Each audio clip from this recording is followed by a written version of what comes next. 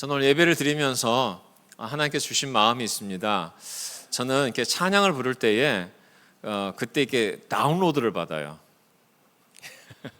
다운로드 받는다는 무슨 말인지 아시죠? 뭔가 주님이 우리 교회 가운데 해주고 싶은 메시지가 있을까요, 주님? 하고 제가 다운로드를 받습니다. 사실 그 다운로드를 받는 것이 어쩌면은 이제까지 준비한 말씀보다 더 강렬할 때가 있어요. 그런데 오늘 제 마음 가운데 주시는 그 마음은 뭐냐면은 하나님 우리 안에 좀 단단해진 마음이 풀어지게 해주십시오. 정말 우리가 어린아이처럼 순수한 마음을 가지고 주님을 섬기게 해주십시오. 제가 왜 이런 마음을 주님 앞에 이렇게 들기 시작했냐면은 어떤 영상을 하나 봤는데 우리나라의 굉장히 유명한 교회, 누가 봐도 이런 거 있잖아요. 야, 저 교회 가고 싶다. 너무 시스템도 잘 돼 있고 찬양도 좋고 너무 아름다운 교회, 목사님도 말씀도 너무 좋으시고 그런 교회를 저는 어느 교회인지 알지만 말씀은 못 드리지만 그런 교회가 많이 있으니까. 근데 그 교회 영상이 하나 딱 틀어지는데 너무 멋있어요. 그런데 중국의 지하교회의 영상이 바로 이어져서 딱 틀어지는데 확 대비가 되잖아요.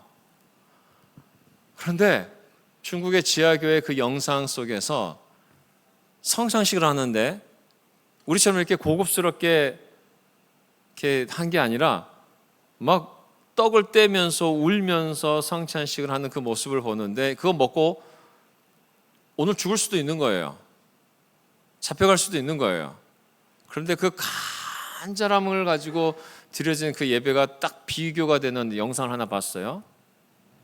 그 순간에 제가 머리를 빵 한 대 맞는 그런 느낌이 있었습니다. 맞아. 우리 교회가 원래 이랬었지.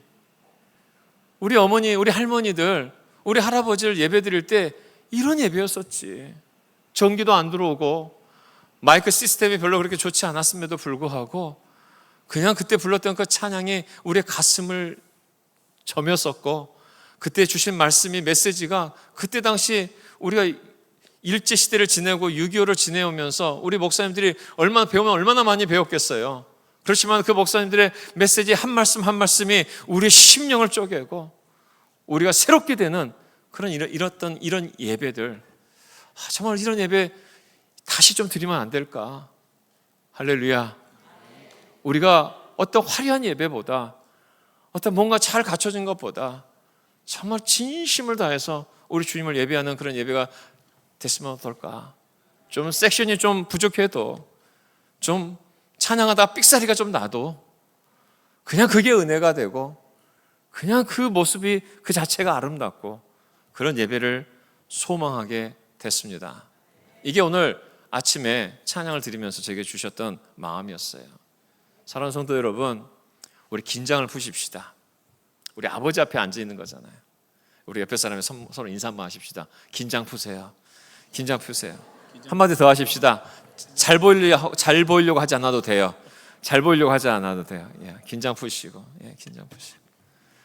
여러분, 우리 주님 앞에서 이미 우리 주님 우리를 잘 보고 계시기 때문에 우리가 잘 보이려고 할 필요도 없고 그냥 우리 주님을 사랑하는 마음으로 우리 편안하게 이 예배 가운데 예배를 드렸으면 좋겠습니다. 할렐루야. 그리고 또 여러분 메시지 노트 보지 마세요. 우리 목사님 할 때는 보셔야 됩니다. 왜냐하면 무슨 내용이 그 안에 있는지 보화가 많습니다. 근데 저는 간단해요. 저는 간단합니다. 그리고 나중에 읽어보시면은 그냥 쑥 읽혀져요. 뭐 생각도 많이 안 하셔도 됩니다. 오늘 이 시간에 말씀에 집중하시기 바랍니다. 특성이 다른 거예요. 저는 우리 목사님 얼마나 존경하는지 몰라요. 저는 이제 많이 배웁니다. 근데 저는 그렇게 못 따라가요. 그래서 제 스타일대로 할 테니까 저는 그냥 제 얼굴 보세요. 제 얼굴 보세요. 그냥 얼굴 보시고 제 얼굴 뭐 이렇게 보이잖아요, 위에. 좀 저 얼굴 너무 부담스럽긴 하지만 자, 오늘 하늘에 속한 신령한 복을 누립시다라는 제목이에요. 하늘에 속한 신령한 복 기대하시기 바랍니다. 하늘에 속한 신령한 복이 있다는 것이에요. 에베소서는 바울이 쓴 편지인데 보통 바울이 편지를 쓸 때는요 그 교회에 문제가 있었어요. 그래서 이 문제를 이렇게 해결해라, 저렇게 해결해라, 이런 어떤 내용을 가지고 씁니다. 그런데 에베소에 보냈던 이 편지는 어떤 문제가 있었다라기보다도 하나님의 그 놀라운 우리를 사랑하시는 그 사랑과 정말 그 은혜, 또 어떤 풍성함에 대해서 이렇게 가르쳐 주고 싶어서 쓴 편지가 바로 이 에베소서입니다. 그래서 바울이 옥중에서 쓴 편지가 에베소서, 빌립보서, 골로새서인데 가장 희망이 가득 담긴 내용인데, 아무튼 이 가택 연금을 당하면서 상태에서 많은 생각을 했을 거예요. 교회를 향한 영적 성장을 이렇게 마음에 그리면서 에베소 교회를 이렇게 상상하면서, 우리 목사님께서 계속 퓨처 셀프 말하는 게 상상이잖아요. 저는 우리 교회가 성시 교회를 이렇게 상상합니다. 이 예배당이 정말 가득 찬데, 가득 차는 것을 상상하는데 단순히 어떤 성장으로 인한 가득 참이 아니라 정말 말씀을 듣고 싶어서, 정말 예배를 드리고 싶어서, 그리고 함께 온 우리 형제 자매가 너무 좋아서, 우리 오늘 성가대 벌써 제가 확 느껴요. 제가 빠지니까 확실히 달라요. 그래서 성가대 찬양이 너무 은혜로워서, 저걸 듣고 싶어서, 그리고 이렇게 예배 드리는 게 너무 행복해서 그렇게 드려지는 예배. 뭔가 교회 와서 나를 과시하거나 사람들 앞에서 나 이런 사람이라고 뭔가 이렇게 으쓱할 수 있는 그런 장소를 찾다가 오는 교회가 아니라 정말 주님 사랑해서, 행복해서 그런 사람들이 가득 모이는 이 예배당을 상상합니다. 할렐루야. 제가 경험해 봤거든요. 경험해 봤어요. 부흥을 경험해 보니까 왜 사람들이 이렇게 막 몰려오지? 그냥 사람들이 그냥 오는 거예요. 좋아서 오는 거예요. 가기가 싫은 거예요. 같이 밥을 먹는데 깔깔깔깔 호호호호 막 난리가 나는 거예요. 그런 교회가 될 줄로 믿습니다. 우리 교회는 그런 가능성이 너무 많은 교회죠. 에베소서 말씀 보면은, 에베소서는 그래서 특별히 낙심하고 방황하는 사람들에게 메시지가 있어요. 그리고 내 삶에 정말 의미가 있는가? 궁금한 사람에게 이 메시지를 주고 있는 것입니다. 에베소라는 도시는 그때 고대 그 도시 속에 소아시아라는 그 지역의 수도였었어요. 그래서 기독교 역사상에 여러분, 우리들이 성경 읽을 때 꼭 잊지 말아야 될 세 지역이 있습니다. 예루살렘. 네. 그 다음에 잊지 말아야 될 지역이 있습니다. 안디옥. 이방인으로 이방인의 그 지역에 최초로 세워진 교회. 그 다음에 에베소예요. 그래서 에베소가 이게 굉장히 중요한 곳입니다. 에베소에서는 우리 하늘의 복이 무엇인지, 하나님을 찬양한다는 것이 무엇이고 또 어떻게 해야 되는지, 또 하나님의 예정하신 그 풍성한 은혜가 무엇인지를 우리 가운데 가르쳐 주는데, 1장 1절 한번 보도록 하겠습니다. 함께 읽겠습니다. 하나님의 뜻으로 말미암아 그리스도 예수의 사도된 바울은 에베소에 있는 성도들과 그리스도 예수 안에 있는 신실한 자들에게 편지하노니. 이 바울이 사도기 때문에 복음을 들고 한 지역에 갔다가 교회를 세우고 리더를 세우고 또 다른 곳으로 옮겨가는 일들을 계속해요. 근데 에베소에서는 무려 3년을 보냅니다. 3년. 그러니까 이 바울이 에베소에 대해서 얼마나 깊은 애정이 있었겠어요. 사도행전 20장 31절 한번 보시기 바랍니다. 그러므로 여러분이 읽게요. 내가 3년이나 밤낮 쉬지 않고 눈물로 각 사람을 훈계하는 것을 기억하라. 3년을 있었어요. 이 에베소 편지는요, 서기 61년경에 로마 감옥에서 쓴 것입니다. 이게 많은 분들이 성경은 사람이 그냥 대충 이게 그 만들어 놓은 어떤 그 경전처럼 생각하는데 아니에요. 성경은 하나님의 말씀이면서도 역사 속에서의 하나님의 이야기예요. 역사가 흘러갑니다. 그래서 61년경에 쓰여졌다. 이게 어떻게 아느냐? 에베소가 우리는 어떤 책을 봤을 때에 이 책이 언제 쓰여졌는지 이제는 다 표시가 나오죠. 몇 년, 몇 월, 며칠, 초판 발행. 근데 에베소는 그런 게 없잖아요. 그런데 이걸 이제 문서학이라고 그래요. 그때 쓴 어떤 단어라든가 어떤 내용을 보잖아요. 그러게 되면 이때쯤에 기록되었을 것이다 라고 말하는 거예요. 예를 든다면은 저는 한국을 떠나고 난 다음에 뉴스로 들었어요. 청계천이 다 사라졌다고. 고가도로. 몇 년도에 사라진 줄 아세요? 예. 그래서 제가 만약에 편지를 쓸 때 청계천 고가도로를 다리에 대한 얘기가 나오잖아요. 그렇게 되면은 저 사람은 그때 2006년이거든요. 2006년 이전에 살았던 사람이구나. 이제 이런 식으로 유추해 가는 거예요. 저는 국민학교 나왔습니다. 그럼 아시겠죠? 우리 초등학교로 바뀐 지가 또 어떤 분은 난 소학교를 다녔는데 이러시는 분이 계세요. 그럼 몇 년도쯤에 이런 일이 있었는지 그런 걸 이제 문서학이라고 그래요. 그래서 에베소서 성경을 보게 되게 되면은 아주 정확합니다. 역사적이고 그리고 실질적이고 더군다나 61년도에 썼으면 예수님께서 부활하시고 승천하신 지 30년밖에 안 됐어요. 근데 30년밖에 안 됐으면은 어떤 사건이 신화나 전설이 되려면 100년이 필요한데 이렇게 담대하게 증거하는데 이게 가짜였으면은 여기저기서 반박하는 문서가 나올 거 아니에요. 근데 그러지 않습니다. 그리고 얼마나 담대하게 말하고 있는지 이런 것을 통해서 이런 외적인 증거를 통해서 하나님의 말씀이 살아있음을 우리는 알게 되는 것이죠. 근데 이 얘기를 하려고 그런 게 아니고 지금 1장 1절이에요. 다시 한번 보여주시기 바랍니다. 하나님의 뜻으로 말미암아 그리스도의 예수의 사도가 된 나 바울은 하면서 자신에 대해서 규정하고 있어요. 자기의 정체성에 대해서 얘기하고 있습니다. 내가 지금 사도가 된 것은 하나님의 뜻으로 되었다라고 강조하고 있는 것입니다. 이렇게 강조하는 이유는 뭐냐면은 자기를 이렇게 재기 위해서 그런 게 아니에요. 내가 하나님 뜻으로 사도가 된 거야. 까불지 마. 이렇게 재려고 한 게 아니라는 거예요. 이렇게 말한 이유는 뭐냐면은 하나님의 뜻으로 된 사도가 됐기 때문에 앞으로 내가 하는 모든 말들은 나를 통해서 하나님이 하시고 싶은 말을 한다는 것입니다. 그래서 지금 그때 당시 이 말을 들었던 사람들도 동일하게 하나님의 음성으로 듣지만 2000년 정도가 지난 지금 이 순간에 이 말씀을 통해서 하나님께서 우리에게 들려주시고 싶어 하시는 그 말씀을 믿음으로 받는 것이에요. 그래서 이것은 과거의 책이지만 현재성이 있습니다.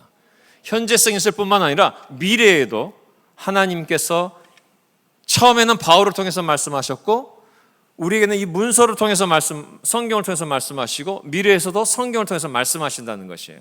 그리고 수많은 하나님의 사람들을 통해서 증언을 통해서 말씀하시는 것입니다. 그래서 바울이 나는 하나님 뜻으로 된 사도인 것에 대해서 이렇게 얘기를 하는 것이죠. 어떤 사람이 이렇게 얘기하죠. 당신이 하나님 뜻으로 사도가 된 걸 내가 어떻게 믿어? 뭐 동의할 수 없다 할 수 있습니다. 그렇지만 우리는 알 수 있죠. 정말 하나님의 사람으로서 하나님의 뜻으로 해서 사울이 사도가 됐다면은 행동 과짐이 다 다를 거 아닙니까? 맞습니다. 바울은 말씀을 전할 때 능력이 나타났어요. 그리고 수많은 기적들이 일어났었습니다.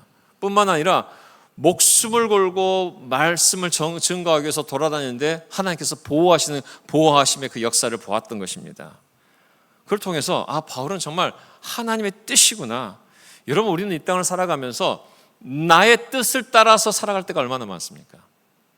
나의 뜻을 따라서 나의 의지를 사용해서 사람들에게 자신 있게 말하는 경우가 얼마나 많이 있습니까?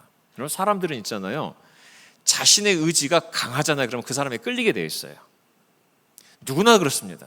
그래서 혹시나 사기를 친다 하더라도 그 사기치는 사람이 너무나도 자신만만하고 뜻이 강하잖아요. 그러면 다 넘어가게 되어 있어요. 이 세상은 강한 사람의 뜻에 의해서 움직이게 되어 있어요. 가만 보아보시기 바랍니다. 그런데 강한 사람의 그 뜻이 우리를 잘못된 길로 인도할 때가 얼마나 많이 있습니까? 얼마나 많이 있어요. 그런데 우리 가운데에 지금 바울이 얘기하고 있는 이 하나님의 뜻을 따라 내가 사도가 됐다고 말하면서 하는 이 말은 우리에게 생명을 가져다 줍니다. 하나님의 말씀은 우리 가운데 생명을 가져다 주는 것이에요. 하나님 뜻, 사람들은 하나님 뜻에 대해서 생각할 때에 많은 오해를 합니다. 애매모호한 것처럼 생각하게 돼요. 하나님 뜻 그렇게 되게 되면 뭔가 가려져 있고 마치 수수께끼처럼 잘 우리가 알 수 없는 그런 것처럼 생각하기도 합니다. 또 어떤 사람은 하나님 뜻이라고 말하면서 그냥 운명론적으로 생각하는 경우도 있어요. 이게 무슨 말이냐면 뭐 하나님 뜻이니까 내 사업이 잘 안 되겠지. 성경에 어디 하나님 뜻에 사업 망하게 한다는 게 어디 있어요? 오히려 하나님 뜻을 따라서 하는 그 모든 일에 복이 된다고 말씀하고 계시지. 근데 우리가 안 되니까는 하나님 뜻이 있겠지. 아니요, 하나님 뜻은 그런 것에 있는 게 아니에요. 왜 이게 안 되는지, 내가 정말 하나님과의 올바른 관계 속에서 뭔가 지금 잘못되는 건지, 하나님이 원하시는 우리를 향하신 하나님의 뜻이 무엇인지, 하나님의 어떤 생각들이 무엇인지를 성경을 통해서 계속 발견하다 보게 되게 되면 반짝반짝거리기 시작합니다. 내가 이 부분에 대해서 하나님 앞에 잘못된 동기가 있었구나. 내가 하나님 앞에서 이런 잘못된 생각이 있었구나 하는 것을 알게 돼요. 알게 되니까 그 다음부터 수정하게 되고 회개하게 되고 그리고 삶을 드리게 되는 것입니다. 여러분, 이 바울이 이렇게 내가 하나님 뜻에 대해서 사도가 됐다고 말하는 것은 지금 뭘 얘기하고 싶은 거냐면은 이것은 이제 내 뜻이 아니라 앞으로 내가 하는 말들은 하나님께서 나에게 부어주신 것이다. 그리고 내 뜻으로 내가 사도된 것이 아니라 하나님 뜻에 의해서 사도가 됐다는 것을 강조하게 하는 것입니다. 우리가 올해 들어서 우리 교회 안에 우리 목사님께서 함께 허락해 주시고 또 함께 우리가 기도하면서 직분자를 세우게 됩니다. 장로님들을 세우고 안수 집사를 세우고 또 권사님들을 세우고 이런 직분자를 세우게 돼요. 그러면은 우리가 이런 생각을 하게 됩니다. 이게 하나님 뜻일까? 아마 많이들 고민하고 계실 거예요.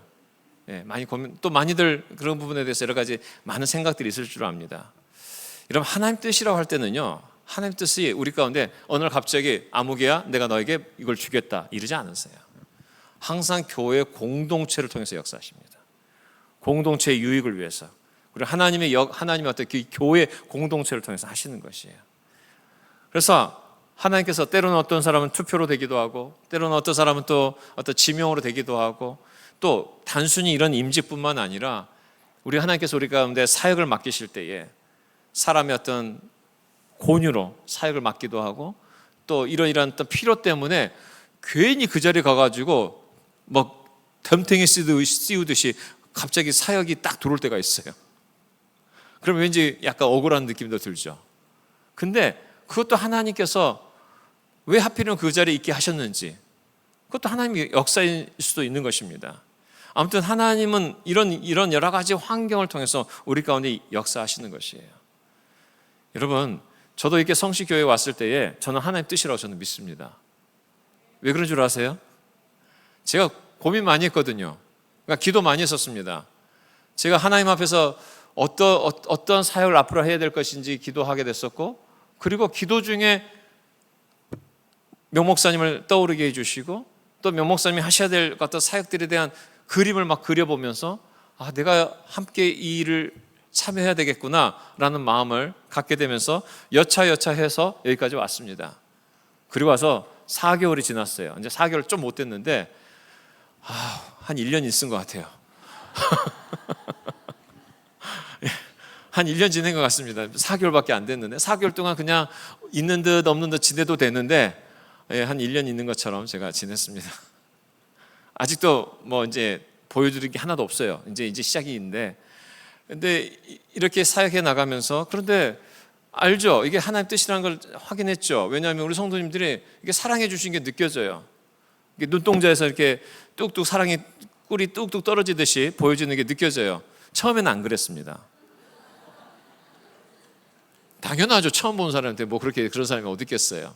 근데 점점점 여러분들이 저를 사랑해 주시고, 제가 오늘 아침에 그랬습니다. 제 아내한테, 여보, 우리 반찬은 걱정하지 말고 밥만 열심히 하자. 뭐 이렇게 갖다 주셔요, 자꾸만. 뭘 이렇게 갖다 주시고 뭐 갖다 주시고 그래가지고 제가 여러분 믿어주세요. 이게 하나님 뜻이라는 게 아는 게 뭐냐면은 분명히 나는 건조기를 시켰는데 그 사람이 냉동고까지 같이 가져온 거예요. 다른 사람한테 팔라고 당근에서. 근데 보니까 이게 필요할 것 같아요. 이게 있어야 될 것 같아. 그래서 그냥 같이 샀거든요. 그 다음부터 냉동고에 들어갈 다른 것들이 막 들어오기 시작하는 거 있죠. 이거 없었으면 어떡할 뻔했어. 그래서 제가 알았어요. 아, 성식이 온 게 하나님 뜻이구나. 여러분, 이거 별거 아닌데 사실 하나님 뜻이라는 것은 우리 삶 가운데에 사실은 찾아보면 굉장히 많습니다. 하나님께서 이런 증거를 통해서, 그리고 우리 안에서 제가 우리 성식 식구들한테 이렇게 한번 해봅시다 그래 다 따라오셨잖아요. 바이블 집회에서도 따라오고 금식도 따라오시고 저녁 기도에도 따라오시고 계속 따라오고 계시잖아요. 그거 하나님 뜻인 거예요. 하나님께서 우리 교회 가운데 함께 저를 불러주시고 또 여러분들을 함께 상승작용할 수 있도록 우리를 불러주셨다는 게 하나님 뜻이라는 것을 알게 되는 것입니다. 하나님께서 우리 가운데 이렇게 사명을 맡기셨다는 것, 우리 각자에게 이 사명을 주셨다는 것, 이것처럼 놀라운 게 없어요. 이게 없잖아요. 이게 흔들리잖아요. 그렇게 되게 되면 보람도 없어지고 지치기 시작합니다. 사람을 통해서든 교회를 통해서든 나에게 사명을 주셨다는 것, 그래서 직분을 받아서 사명을 감당하건 아니면 무슨 그냥 주변에서 권유해서 어떤 그 사역을 같이 참여하든지 간에 하나님이 주셨다는 것을 믿으셔야 됩니다. 아무리 작은 걸 할지라도 하나님이 주셨다는 걸 믿으셔야 됩니다. 그러면은 그 삶에 복된 역사가 일어나기 시작해요. 저희 교회에서, 예전의 교회에서 초등학교도 못 나오신 분이 계셨습니다. 근데 이분은 늘 자격지심이 있으셨어요. 근데 은혜를 받고 나니까 목자가 되셨어요. 목자가 되다 보니까는 이런저런 사역에 관여하게 되잖아요. 그래서 제가 무슨 사역을 하면 좋겠습니까 했을 때에 제가 그분에게 이런 얘기를 했습니다. 목자님, 주차 관리 사역 좀 해주세요. 그리고 삐졌어요. 예전 교회에서, 우리 성식교회는 안 그러는데 예전 교회에서 주차 관리 사역을 해달라고 하는데 그 다음에 딱 삐지셨어요. 왜 그랬을까요? 그분은 살아왔던 삶 자체가 늘 낮은 자리에 계셨어요.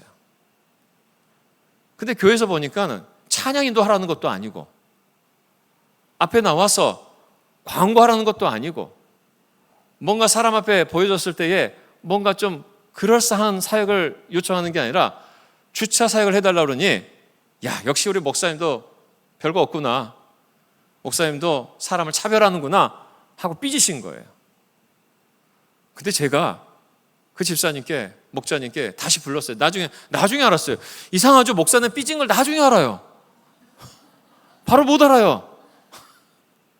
나중에 합니다. 나중에 알아가지고 집사님 불렀어요. 목자님, 제가 왜 목자님께 주차 사역을 부탁한 줄 아십니까? 제 진심을 말씀드렸어요. 목자님은 늘 사람들의 눈에 띄지 않는 곳에 늘 계셨습니다. 근데 이 교회에서 목사다움으로 성도를 가장 많이 만나는 자리가 어딘 줄 아십니까? 주차 사역입니다. 그리고 올 때마다 밝은 모습으로 그분들을 환영할 때에 사람들이 당신을 얼마나 귀하게 여기는 줄 아십니까? 그 다음부터 충성되게 주차 사역을 하셨어요. 나중에 그분이 안수 집사가 되셨어요. 우리 그때 당시에 안수 집사님도 이렇게 투표했거든요. 아주 높은 확률로 이렇게 안수 집사님이 되셨어요. 그리고 제가 여기 오기 전에 일주일 전에 천국 가셨습니다. 하나님께서 우리 가운데 크고 작은 사역이 있는 게 아니에요. 여러분 몰라서 그렇습니다. 과부의 2랩돈 얼마나 부끄럽게 낸 물질이었겠어요. 하지만은 과부의 그 2랩돈은요 인류 역사상 가장 가성비가 좋은 헌금이었어요. 왜? 많은 사람들이 이 이야기를 가지고 많은 사람들에 전파하기 때문에. 강단에 설 때마다 과부의 2랩돈 설교 안 한 적이 있습니까? 아가서 말씀은 별로 설교 안 해요. 솔로몬과 그 아가서 말씀 별로 설교 안 합니다. 하지만 과부의 두 랩들은 1년에 한 번은 꼭 해요. 모든 예배 시간 속에서. 과부의 그 이름은 나오지는 않지만은 천국에서 계속 그 크레딧 받는 거예요. 계속 상 받는 거예요. 천국에서 눈 뜨고 있으면 너 또 너한테 선물이 왔다. 하나님께서 막 상을 주시는 거예요. 작은 일에 충성했을 때에 하나님께서 역사하시는 것이죠. 고린도전서 12장 27절에 너희는 그리스도의 몸이요 지체는 각 부분이라고 말합니다. 여러분, 눈에 띄는 사람도 있고요, 눈에 안 띄는 사람도 있어요. 보기에 큰 일 하는 사람도 있고 작은 일에 충성한 사람이 있습니다. 근데 이게 다 필요하다는 것이에요. 다 필요합니다. 근데 이것이 주님께서 나에게 맡기셨다라고 믿었을 때에 이 모든 것들이, 그래서 세상의 가치가 교회로 들어오면 안 돼요. 세상의 가치는 뭐냐면 높고 낮음을 따집니다. 아니요, 교회는 그렇지 않습니다. 필요한 자리에 그 자리에 있었으면 그게 큰 상급 받는 것이에요. 그래서 여러분들 주님 사역할 때에 바울이 내가 이 사도 받는 것이 하나님 뜻이다라고 말했던 것처럼 내가 교사로 섬기건 아니면 내가 청소를 하건 차량을 관리하건 비품을 관리하건 정말 눈에 보이지 않게 여기저기 사역을 어떤 사역을 하든지 간에 하나님 보실 때는 다 똑같은 사역이라는 것입니다. 질문, 안 그러던데요 목사님? 그러면은 주님이 잘못된 겁니까? 교회가 잘못된 겁니까? 주님이 지금 헛소리 하신 겁니까? 교회가 잘못된 겁니까? 우리가 잘못된 거죠. 그런 교회로 분위기를 만들어 가야 됩니다. 할렐루야. 그래서 가난한 자도 낮은 자도 길을 펼 수 있고 이 땅에서 부유하고 모든 것을 갖추신 분들도 여기 와서는 겸손하게. 그래서 예전에 있었던 교회에서는요 이런 얘기를 합니다. 밖에 나가면은 사람들한테 좀 어깨 힘 주신 분들은 교회 청소 좀 하십시오. 언제 낮은 자리에 서 보겠습니까?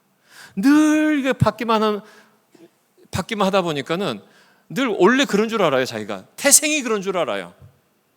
태생이 그냥 나는 귀족인 줄 알아요. 아니에요. 그렇지 않습니다. 하나님 앞에 갔을 때는 다 까발려지는 거예요. 어떤 인생을 살았는지. 그래서 하나님 앞에 갔을 때 부끄러움 당하지 말고 내가 좀 세상에서 좀 길을 펴주신 분이라면 청소 열심히 하십시다. 열심히 하시고 그리고 또 낮은 자리에서 정말 주님을 섬기면서 또 사람들을 귀하게 여기면서 여러분 사람 귀하게 여기잖아요. 그렇게 되면 교회가 행복해져요. 할렐루야. 할렐루야. 그래서 우리 정말 귀하게 여기는 겁니다.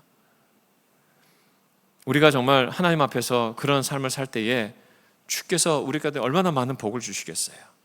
이게 하나님 뜻에 따라서 부르심을 받았던 바울의 그 의미인 것이에요. 목자를 존중하고 또 목자들은 먹은 식구들을 존중하고 어떤 사역이 되든지 간에 서로 존중해 가면서 하는 것이에요. 제가 이번 천국 환송 예배를 어제 지난주 월요일에 갔는데 미국은요 인사 다 하고 예배 다 드린 다음에 마지막에 꽃 놓거든요. 한국은 먼저 가서 꽃 놓고 그 다음에 이제 인사하잖아요. 그래서 제가 이걸 이렇게 헷갈렸어요. 그래서 꽃도 못 드리고 왔어요. 그랬더니 우리 목자님 중에 잠자는신 목자님 한 분이 저한테 이런 얘기 하셨어요. 목사님 이렇게 해야 되는 겁니다. 그렇게 가르쳐 주셔서 제가 감사합니다. 집사님 다음에도 제가 혹시 실수하거든요 빨리 옆구리 찔러달라고. 예, 그건 그렇게 해 주셔야 돼요. 그걸 저를 섬기는 거거든요. 또 저도 그랬을 때 그 예의를 갖추는 거잖아요. 여러분 우리가 이렇게 말해 주는 게 그냥 자연스러운 교회, 그냥 좀 편한 교회. 그래서 그것이 어떤 흠이 되지 않는 교회, 그런 교회가 되기를 저는 소망합니다. 저는 우리 명성훈 목사님께 은퇴하실 때가 이제 얼마 남지 않았습니다.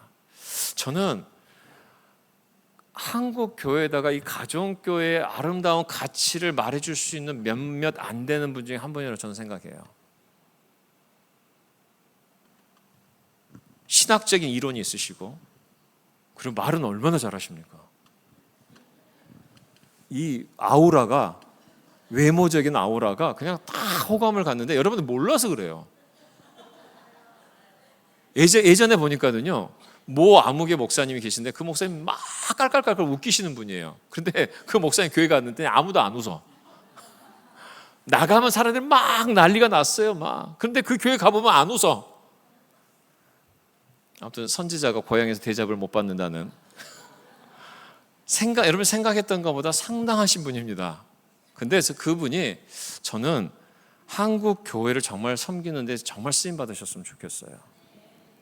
왜냐하면은 우리가 우주적으로 보잖아요. 그러면은 우리 모든 교회는 한 형제 자매들입니다. 그래서 우리가 서로 섬겨야 되거든요. 근데 우리가 섬길 수 있는 능력의 한계가 있는데 우리한테는 너무 훌륭한 분이 계시잖아요. 그 역할을 하실 수 있도록 우리가 하나님 나라를 위해서 서포트하는 것입니다. 그러니까 세상의 그 이념이 세상의 생각들이 들어오잖아요. 그러게 되면은 은퇴하신 목사님을 우리가 서포트하는 건가? 이게 아니에요.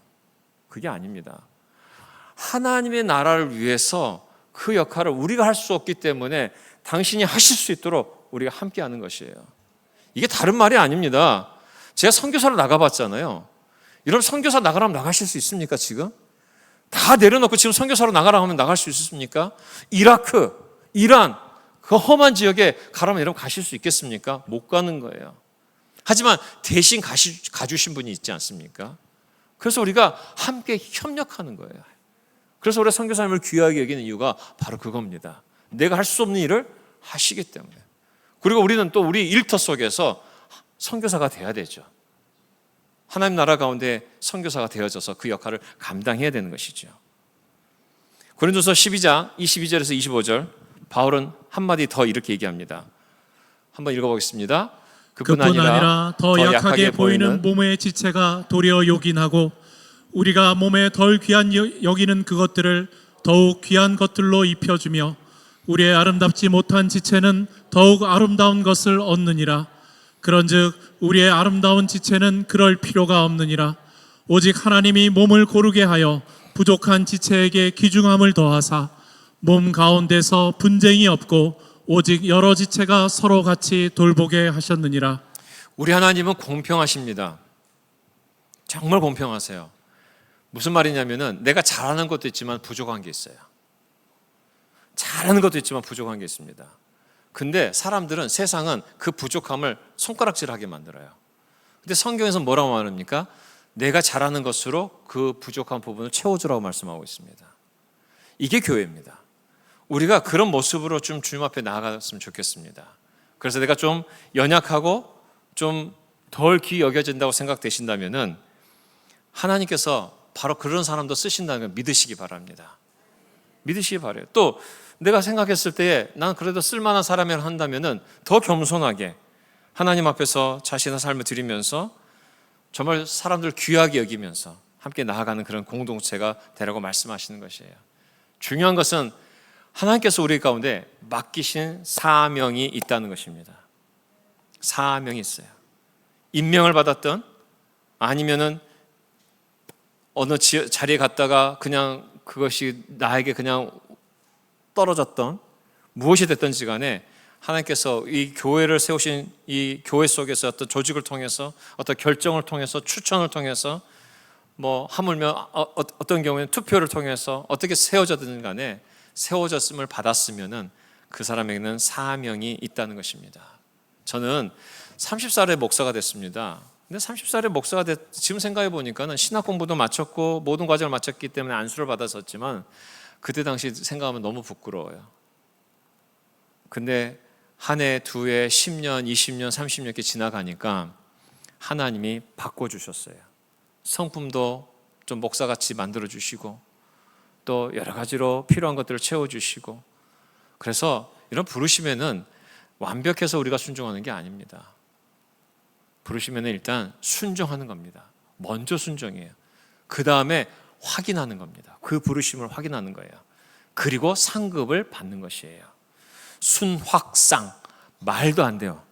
난 안 할 거예요. 이런 거 안 할 거예요. 목사님 따라서 해볼라 때 너무 어색해.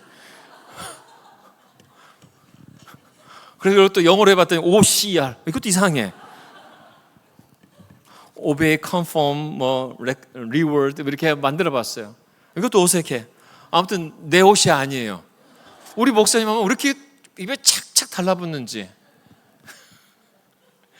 하지만 분명한 것은 우리가 순종하면 확인이 돼요. 그 다음에 상급이 있습니다. 그래서 여러분 무엇을 하시든지 간에 주님 앞에 순종하시기 바랍니다. 그리고 확인해 가시기 바랍니다. 그리고 그 상을 다 받으시기 바랍니다. 우리 하나님 앞에 갔을 때에 그 상이 있잖아요. 그래서 우리가 하나님의 뜻을 따라서 우리가 사역한다는 거 이런 믿으시기 바랍니다. 에베소 1장 1절 하반절에 보게 되면은 다시 한번 1장 1절 하반절을 보여주시기 바랍니다. 에베소에 있는 성도들과 그리스도 예수 안에 있는 신실한 자들에게 편지하노니 이렇게 나오죠. 자, 여기 성도란 말을 좀 보십시다. 성도라는 것은 이게 지금 이걸 복수거든요. 그러니까 이걸 성도라는 것을 이게 단순하게 되면 성인 성자예요. 그러니까 에베소에 있는 성인들에게 이렇게 하는 거하고 똑같은 거예요. 여러분 우리가 죄인인데 무슨 성인이에요? 여러분 성경에서 이 세상 사람들은 뭔가 훌륭한 일을 해야지만이 뭔가 거룩한 일을 해야지만이 성인이라고 칭해 주는데 성경에서는 우리가 예수님을 믿는 그 순간부터 우리를 성인이라고 여겨 주신다는 것이에요. 거룩한 사람이라고 여겨 주신다는 것입니다. 그래서 내가 너희를 거룩하게 만들었으니 거룩하게 살아라 이렇게 얘기하시는 것이에요. 여러분 이 땅을 살아가면서 우리가 이게 얼마나 큰 부요함입니까? 우리를 그냥 거룩한 사람이라고 우리를 여겨주신다는 것입니다. 우리 여전히 죄인인데 예수님 때문에 내 안에 있는 예수님 때문에 우리를 거룩하다고 여겨주셔요. 저는 이게 믿어지지가 않았어요. 여러분 믿어지세요? 이게 덧서떠서 이게 믿어지는 게 아니에요. 왜냐하면은 살아오면서 우리가 얼마나 많은 죄를 지었어요. 부끄러운 죄, 숨기고 싶은 죄, 말하고 싶지 않는 죄, 나의 그 야망, 욕망 얼마나 많은데 주님이 내가 너를 거룩한 백성이라 여겨주신다. 성인이라고 여겨주신다. 이게 얼마나 놀라운 메시지인지 몰라요. 근데 주님께서 그렇게 우리 여겨주신다는 것을 믿었을 때에 우리 인생이 바뀌는 겁니다. 우리 인생이 그냥 바뀌는 게 아닙니다. 주님이 나를 그렇게 여겨주시는 것을 내가 믿었을 때에 내가 용서받은 죄인일 뿐만 아니라 나를 의롭다 여겨주신다는 것을 믿었을 때에 담대하게 살아갈 수가 있는 것이에요. 저는 이게 설교의 자리에 설 때마다 늘 주님 앞에 갈등합니다. 왜? 이제는 어쩌다 한번 선 거지만 이제 나중에 매주마다 서게 될 거 아닙니까? 지난 25년 동안 매주마다 설 때마다 저는 부끄러울 수밖에 없어요. 왜? 제 삶의 행실과 살아갔던 한 주간의 삶을 보게 되게 되면은 설 수 없어요. 그래서 믿음으로 고백하고 서는 것이죠.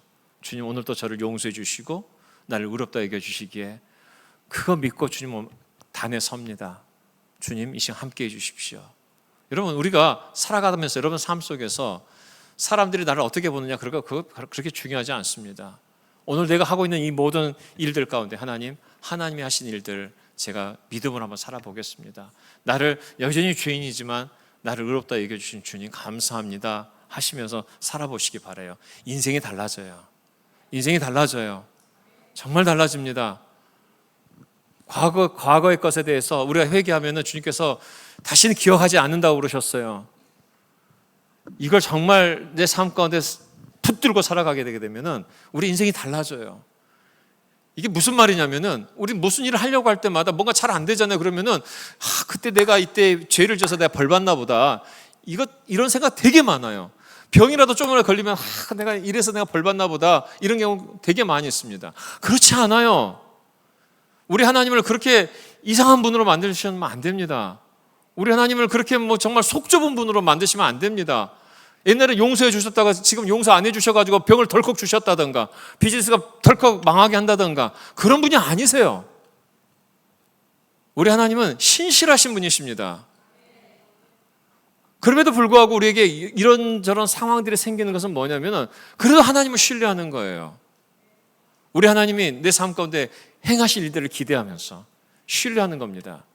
그리 아니하실지라도 주님 나는 감사합니다. 내가 원하는 대로 되지 않았다 할지라도 내가 주님 감사합니다. 이게 진짜 신앙이에요. 이렇게 신앙생활 하잖아요. 그렇게 되면은 얼굴이 달라집니다. 근심에 쌓이는 것이 아니라 분명히 근심스러워야 되는데 막 밝아요. 막 밝습니다. 그럴 수밖에 없어요. 왜냐하면 우리가 이 땅의 어떤 가치로 사는 게 아니기 때문에 그렇습니다. 그래서 두 번째로 말씀드린 게 바로 이겁니다. 우리 하나님의 부유함을 경험하려면 하늘 복을 갖고 와야 돼요. 근데 이미 받고 있는 하늘 복을 갖고 가야 되는 것입니다. 찬송하리로다 3절 말씀, 하나님 곧 우리 주 예수 그리스도의 아버지께서 그리스도 안에 하늘에 속한 모든 신령한 복을 우리에게 주신다고.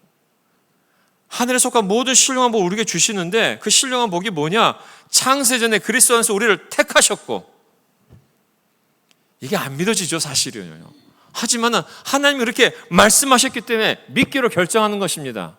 하나님 나를 택하셨고 우리로 사랑 안에서 그 앞에 거룩하고 흠이 없게 하시려고 하신 일이 뭐냐? 그 기쁘신 뜻대로 우리를 예정하사 예수 그리스도로 말미암아 자기 아들들이 되게 하시고, 우리가 하나님의 아들 예수 그리스도로 말미암아 하나님 아들 되게 하셔서 흠이 없게 하신다는 거예요. 아들 되게 하심으로 말미암아 우리를 흠이 없게 하시고, 여러분 우리가 예수님으로 말미암아 우리가 오늘 의인인 것입니다. 예수님으로 말미암아 오늘 우리가 지금 의인이에요. 우리가 예수님을 꼭 붙잡고 살게 되게 되면 지금 죽어도 천국 가는 것이에요. 왜? 천국은 의인이 가는 곳이기 때문에. 6절 말씀에 이는 그가 사랑하시는 자 안에서 우리에게 거저 주신 바 그의 은혜의 영광을 찬송하게 하려는 것이다. 여러분 우리가 받은 하늘의 가장 큰 복은 뭔 줄 아십니까? 천국 가는 복이에요. 구원받은 복입니다. 그리고 이미 이것은 우리 가운데 주어진 것입니다. 그리고 이미 주신 그 복을 가지고 이 땅을 살아가는 거예요. 야, 내 인생의 지지로 복도 없다. 이건 세상 사람들이 하는 말이에요. 천국 복을 모르신 분들은 이 말을 할 수밖에 없어요. 그러나 우리는 이미 하늘의 복을 소유한 사람들입니다. 하나님 자녀 삼아 주셨잖아요. 그럼 우리가 할 일이 뭡니까? 그냥 하나님을 찬양하기만 하면 돼요. 예배하기만 하면 돼요. 여러분 아이들이 엄마 아빠한테 와가지고 늘 걱정만 해보세요. 그러면은 부모가 어떻게 돼요? 아이가 와가지고 계속 엄마 아빠 난 어떻게 먹고 살지? 나 공부 이렇게 잘 못하고 있는데 내가 정말 사랑 구실은 할 수 있을까? 막 이런다고 해보세요. 그럼 부모 마음이 어때요? 아프죠. 근데 우리 부모들이 봐보세요. 이런 얘기를 합니다. 우리 딸이 자유로운 영혼인데 얘는 뭐 자기가 지금 반에서 23등인데 반이 25명인데 23등 하고 있어. 그래서 근데 얘가 와가지고 너 좀 공부 좀 더 해야 되지 않겠냐 그러면 내 밑에 2명, 3명 있어. 아빠, 엄마. 아직 괜찮아. 하면서 얘는 너무 자유로운 영혼이에요. 너무 당당해요 하는데 걱정하는 모습이 아니에요, 부모가. 자랑하고 있어요. 그 자랑하고 있어요. 왜냐면 걱정도 되겠지만은 뭔가 자신 있어 하는 그 모습이 얘가 웃기기도 하면서도 뭔가 얘는 공부 쪽은 아니어도 뭔가 될 건 될래야 뭐 이런 느낌을 자랑하고 있어요. 여러분 우리가 하나님 앞에 서 있잖아요. 걱정하고 근심하고 하잖아요. 우리 하나님 마음 아프세요. 근데 그 아이처럼 엄마 아빠 앞에 서서 당당하는 그 아이처럼 뭘 믿고 그렇게 얘기하겠어요? 엄마 아빠 믿고 하는 거예요. 그게 다 엄마 아빠 믿고 하는 거예요. 엄마 아빠 없이 자기 혼자만 인생을 산다고 해보세요. 그러면은 아마 고민 빠지고 뭐 굉장히 그랬을 거예요. 근데 엄마 아빠 앞이니까 당당하게 얘기하는 거예요. 우리 하나님 앞에서 하나님, 내가 지금 부족하고 내가 지금 이렇게 연약해도 우리 하나님 아버지가 나의 아버지신데 내가 정말 하나님 의지하면서 살겠습니다라고 하잖아요. 그렇게 되면 하나님 기뻐하세요. 제가 엊그저께 목장 방문을 했더니 어떤 분이 그런 얘기를 하셨어요. 우리 딸아이가 지금 사춘기인데 시크하대요. 아무튼 아빠 얼굴 잘 안 보지도 않습니다. 그러다가 꼭 필요할 때만 아빠! 그런대요. 그러면 아빠가 너 왜 이렇게 겉과 속이 다르니? 이러지 않고 아빠 하는 그 말에 마음이 확 녹아져가지고 그렇게 행복하대요. 그냥 그 아빠 하는 이 말이 무슨 말이냐면은 그냥 아빠만 의존하는, 다른 거 다 필요 없어, 아빠만 있으면 난 돼, 이 말이잖아요. 아빠 하는 이 말에 마음이 녹아지고 그냥 다 해주고 싶대요. 이게 찬양이에요. 여러분 찬양할 때, 오늘 찬양하실 때에, 다음 주에 찬양하실 때에 모든 근심과 걱정을 다 얼굴에 가득 씌워가지고 찬양도 못 부리고 그러지 마시고, 어차피 내 인생으로 내가 해결되지 않는 문제 주님께 다 맡겨드립니다. 아빠! 뭐 이렇게 못한다 할지라도 그냥 하나님 아버지께 그냥 다 맡겨드립니다. 하다못해 제스처라도 손이라도 들고 주님께 다 맡겨드립니다 이러잖아요. 그러면 우리 하나님 기뻐하세요. 우리 인생 가운데 역사 일어나기 시작하는 것입니다. 저는 그것을 너무나도 많이 경험했어요. 너무나도 많이 그렇게 경험한 사람들의 간증을 너무나도 많이 들었습니다. 왜 하늘의 복인 줄 아십니까? 세상이 주는 그런 목마름의 복이 아니기 때문이에요. 목마르지 않습니다. 하늘의 복은 목마르지 않습니다. 하나님께서는 우리 가운데 복 주시기를 원하시고 이미 있는 그 복을 우리가 누리기를 원하시는 것입니다. 믿음으로. 그래서 우리가 신령한 복을 이런 주실 때에 우리가 주님을 찬양하고 찬양하면서 하나님을 더 경험하고, 그래서 찬양하면 찬양할수록 그 다음에 생기는 게 뭔 줄 아십니까? 당당함입니다. 당당함이에요. 하나님을 정말 찬양하고 하나님 예배하고, 그리고 정말 주님이 하나님이 나의 아빠가 되시고 나의 아버지가 되시고 나의 모든 필요를 채워주신 분일 뿐만 아니라 나를 구원해 주셔서 나에게 정말 하늘의 신령한 복을 주기 원하시는 분이라는 걸 믿잖아요. 그러면 당당해지는 겁니다. 당당해지는 거예요. 그리고 자신감이 생깁니다. 사랑 많이 받은 자녀가 자신감 충만하잖아요. 똑같아요. 하나님의 사랑 많이 받은 자녀가 이 세상을 살아갈 때 당당해지고 자신감이 생기는 겁니다. 우리 성시 모든 식구들이 바로 그런 분들이 되셨으면 좋겠습니다. 우리 시간에 결단의 카드 해주시고 여러분 마음 가운데 남는 한 가지만 쓰세요. 한 가지만 쓰시기 바랍니다. 그래서 무엇이 안 쓰셔도 되고 마음에서 속으로 이렇게 기도하셔도 되는데 한 가지만 쓰시면서 결단하는 시간 되셨으면 좋겠습니다.